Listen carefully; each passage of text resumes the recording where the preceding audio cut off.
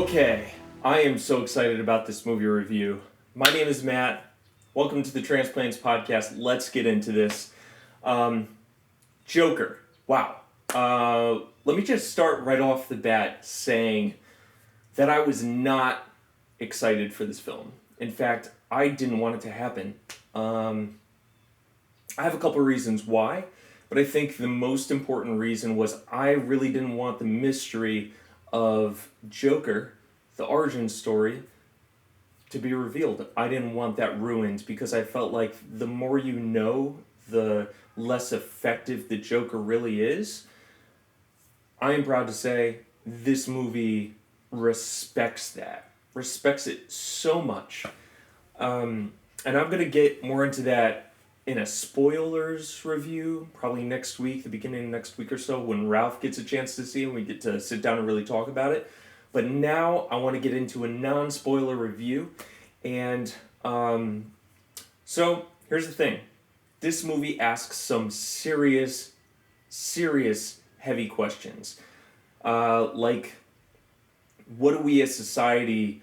What are we supposed to do with people with mental illness? How are we supposed to help them? What is our responsibility towards them?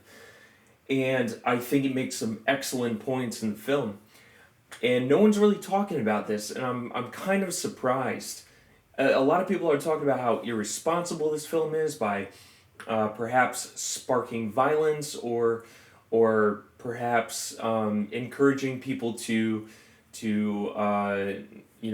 go out and cause chaos and basically mirror the film. And I kind of think, I think that's sort of missing the boat. The story here is how innocent someone like Arthur, who's the Joker, is, and how easy it is for someone's innocence to get lost and spiral into chaos and bring other people into that tornado with him.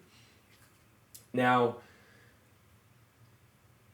I don't want to get into spoilers here, but this film is brilliant. I'm not even going to talk about Joaquin yet. I'll get to him in a minute, but the direction and the writing is just unbelievable. It keeps you questioning the whole time.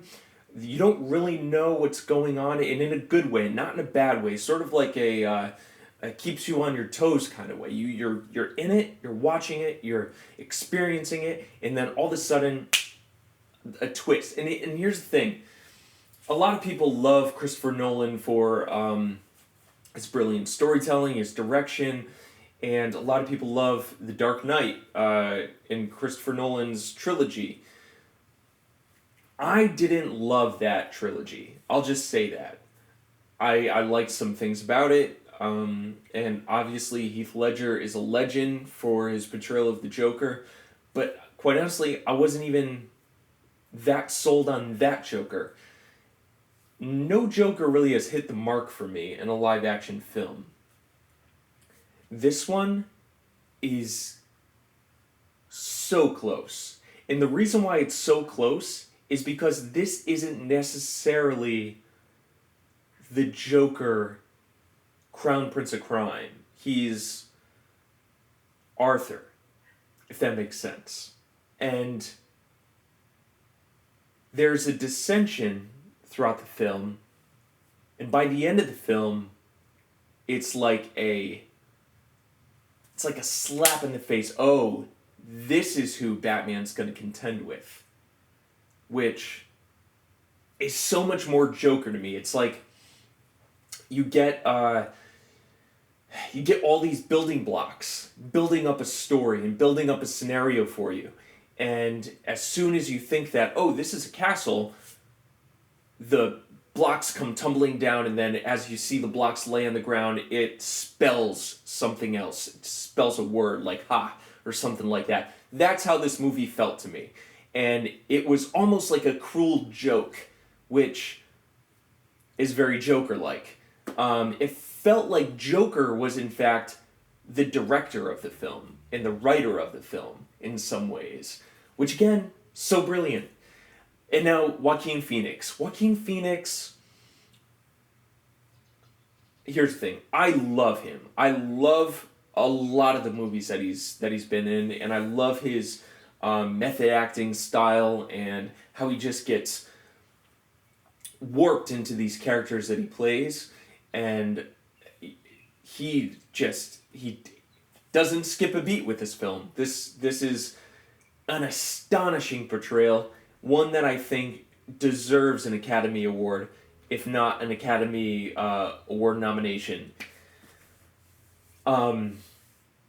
Again, I can't get into too many spoilers, but the way that he laughs, the way that he carries himself, the way that he interacts with people, and his subtle creepiness that teeters on a line of creepy but almost like childlike, and it deserves empathy, you know? Let's see. He's obviously a aspiring stand-up comic in this film, and he refers to his, again, no spoilers here, but I think this was in the trailer. He refers to his life as how he's always saw it as a tragedy, and now he realizes it's comedy. And the end of this film is so key in all of this. If you've seen it, you know what I'm talking about, but if you haven't seen it yet, don't worry, I'm not going to spoil it. I will spoil it next week, and we're going to talk so much about that last minute of the film, which is so vital, so important to how we dissect this entire movie. Joker, wonderful film. Please go out and see it. You won't be disappointed. It is unnerving. I will say that. There's nothing about this movie that is settling. It keeps you uncomfortable, I think, the whole time. I was uncomfortable the whole time. Maybe it had something to do with the fact that there was a lot of news around this film with FBI warnings and whatnot for local terrorism and shootings and whatnot. But thank God nothing like that happened, at least in my theater. And man, I will say that I will watch this a lot, and I'll always probably keep this up here as the best, if not one of the best, Joker portrayals yet. And quite honestly, my perspective when going into this film was, okay, I'm not super excited to see a Joker origin story, but if they nail it, if it's good, I don't want it to have any relation with any sort of Batman or DCU film to come. I've changed my tune, to be honest with you, especially if Todd Phillips, the director of this film, is a part of that process. I wouldn't want, just anyone handling this character, but Todd Phillips handling both the Joker and Batman, especially especially Ben Affleck. Oh my God! Watching this movie, you know why Batman doesn't only not kill the Joker, but he feels for him and he needs him, just like the Joker needs him. So much to talk about, so much to dissect, and I really want to get into it, but I'm going to save it for the spoiler review with Ralph.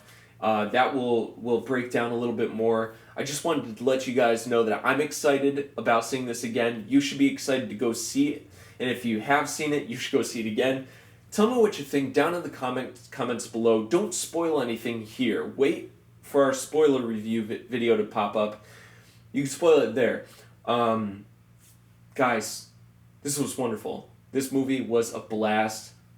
All right, Matt, signing off.